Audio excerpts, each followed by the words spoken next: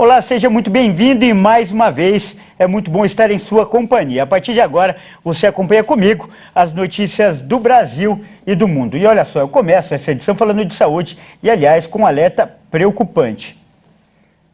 A Prefeitura de São Paulo confirmou a morte de uma mulher de 42 anos por meningite. Isso aconteceu na zona leste da capital e a cidade vive um surto da doença. Saiba agora como você deve se prevenir.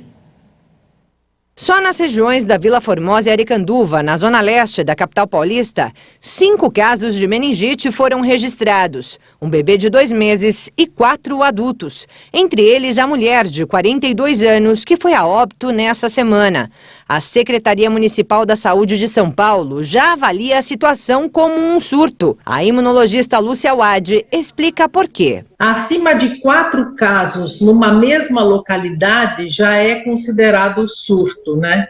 E é o que a gente está observando aqui na região da Zona Leste de São Paulo. Alguns casos já foram notificados, infelizmente óbitos também. Então já é uma situação considerada surto da doença. Meningite é uma inflamação das meninges, as membranas que envolvem o sistema nervoso central. Ela pode ocorrer de várias formas. Meningites, elas podem ser transmitidas por vírus, bactérias, parasitas e fungos. As que mais são prevalentes aqui no Brasil são as que são transmitidas por vírus e bactérias. Entre elas, a meningocócica do tipo C, o mais comum no Brasil. Mas para ele existe vacina, que é voltada principalmente para as crianças, mas também para os adolescentes e adultos, em especial os imunossuprimidos. A primeira dose desse imunizante costuma ser aplicada logo nos primeiros meses de vida do bebê. Isso porque essa vacina faz parte do Programa Nacional de Imunizações. Em caso de surto, os habitantes das regiões afetadas devem se vacinar para interromper a circulação da bactéria. Por isso, na capital paulista, a Secretaria Municipal da Saúde informou que a imunização nos 2 bairros atingidos está disponível para moradores com idades entre 3 meses e 64 anos. Até agora, de acordo com a pasta, cerca de 9.000 pessoas foram vacinadas.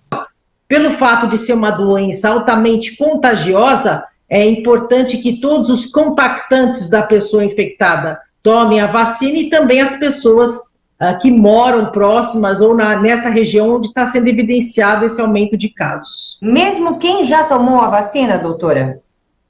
Mesmo quem já tomou a vacina, porque a gente está falando de um surto. E a vacina, ela deve ser administrada, porque às vezes a pessoa não sabe se recebeu a dose da vacina correta, se recebeu reforço ou não. Higienizar as mãos constantemente, usar máscaras e evitar aglomerações também é recomendável para evitar a transmissão da meningite causadora do surto em São Paulo. E é preciso se atentar também aos principais sintomas da doença, como dor de cabeça, rigidez do pescoço, mal-estar, náusea, vômito, sensibilidade à luz, febre, confusão mental e manchas vermelhas na pele. Segundo a imunologista, os quadros evoluem rapidamente, podem deixar sequelas e até levar à morte. Por isso a necessidade de quando a pessoa, a criança apresentar qualquer um desses sintomas, procurar um posto médico, um hospital mais próximo, para logo receber o antibiótico e receber tratamento adequado rapidamente, antes que a doença evolua e para a forma mais grave e deixe sequelas. Eu continuo falando de saúde e com mais um alerta importante. Nesta sexta-feira, com o fim da campanha nacional de imunização contra a poliomielite, alguns estados já anunciaram que vão continuar a vacinação, que está, aliás, no menor patamar da década. É o caso de São Paulo e também do Rio Grande do Sul. A Secretaria de Estado da Saúde de São Paulo anunciou que seguirá com a campanha multivacinação até 31 de outubro. A pasta disse em nota que contra a poliomielite foram imunizadas 1.100.000 crianças, o que representa 49,2% do público-alvo dessa faixa etária. Já no Rio Grande do Sul, a campanha multivacinação de crianças e adolescentes foi prorrogada até 22 de outubro. Até o momento, o estado atingiu 60,48% de cobertura vacinal do público estimado a receber a dose da vacina contra a poliomielite, o que representa cerca de 335 mil crianças entre 1 e 4 anos. A vacinação contra essa doença é fundamental para evitar o risco de reintrodução do vírus, do qual não se tem registro de caso no estado há mais de 30 anos. A vacina é indicada para todas as crianças de 2 meses a menores de 1 ano. E olha só, eu falo agora de notícias internacionais. O presidente russo, Vladimir Putin, assinou nesta sexta-feira a anexação de parte do território ucraniano à Rússia. E em seu discurso, Putin afirmou que os moradores dessas regiões vão se tornar, olha só, russos para sempre. No início da cerimônia, Vladimir Putin discursou para políticos locais, alegando que as pessoas fizeram suas escolhas, em referência à vitória proclamada por Moscou nos referendos de anexação realizados em Kherson, Zaporizhia, Donetsk e Luhansk, que totalizam cerca de 15% do território ucraniano. O anúncio veio dias depois que Moscou realizou referendos para supostamente ouvir a opinião dos moradores dessas áreas sobre a anexação dos territórios. Mas o governo ucraniano, assim como a Organização das Nações Unidas e países do Ocidente, não reconhecem a validade dos referendos e dizem que a decisão viola o direito internacional. Nesta mesma cerimônia de anexação, Vladimir Putin acusou ainda o Ocidente de estar travando uma guerra híbrida contra o seu país através do envio de armas à Ucrânia e do financiamento militar ao país. E sem dar mais detalhes, voltou a falar em ameaça de uma guerra nuclear.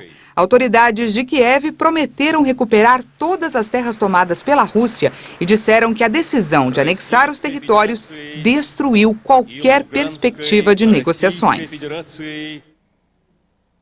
Olha, e ainda sobre esse assunto, a Ucrânia reagiu imediatamente à anexação dos territórios pela Rússia. O presidente Volodymyr Zelensky solicitou formalmente a adesão rápida do país à OTAN. O anúncio foi feito em um vídeo divulgado por Zelensky. Ele aparece assinando o pedido de adesão da Ucrânia à aliança militar da OTAN. Ao lado dele estão o primeiro-ministro e também o presidente do parlamento. Em seu discurso, ele acusou a Rússia de tentar reescrever a história e redesenhar fronteiras, usando assassinato, chantagem, maus tratos e também mentiras. Ele ainda afirmou que a Ucrânia está pronta para negociar com a Rússia, mas desde que seja outro presidente. Tá, então essa foi a resposta do Zelensky.